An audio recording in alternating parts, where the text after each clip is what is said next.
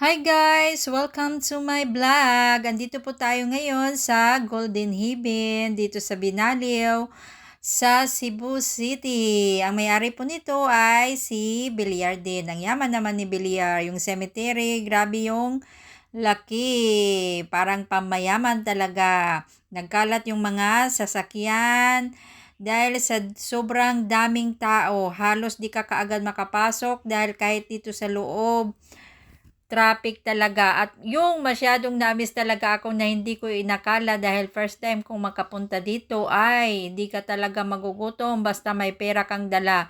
Pero kung sakto-sakto lang, pwede ka din magbaon.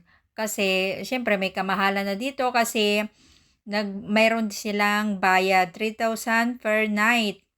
Hanggang alas 10 lang ng gabi sila dito. Hindi daw katulad noon na hanggang madaling araw. Nakapag-interview kasi ako kanina eh.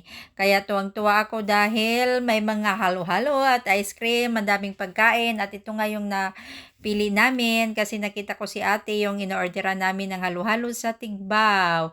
At tanong ko sa kanya, ate, ba't hindi na kita nakikita doon banda?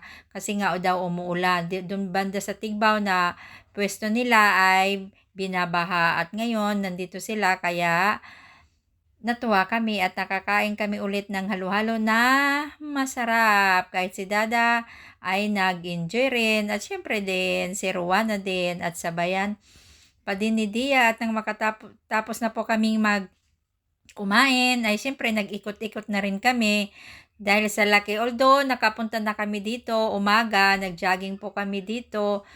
Kaya naka-interview ko noon yung guard, parang umabot ng 100 hectares yata ito or hindi pa, nakalimutan ko lang.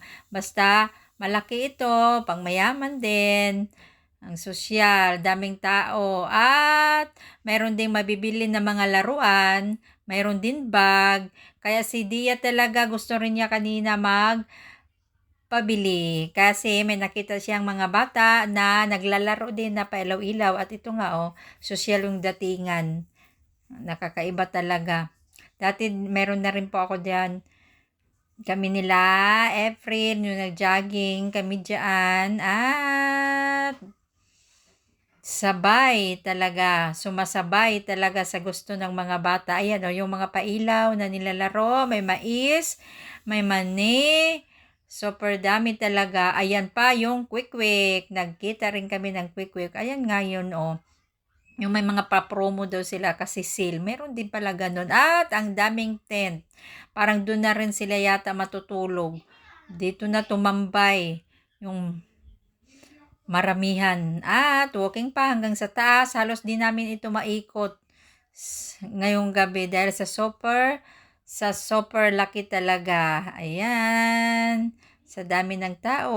Wala po kami dito kamag-anak. Talagang namasyal lang kami kung ano ang kaganapan na mayroon dito. Maraming salamat po sa patuloy niyo na suporta hanggang sa umuwi na kami. Iba po yung dinaanan namin dahil iba na rin po yung exit. Maraming salamat po sa patuloy na suporta.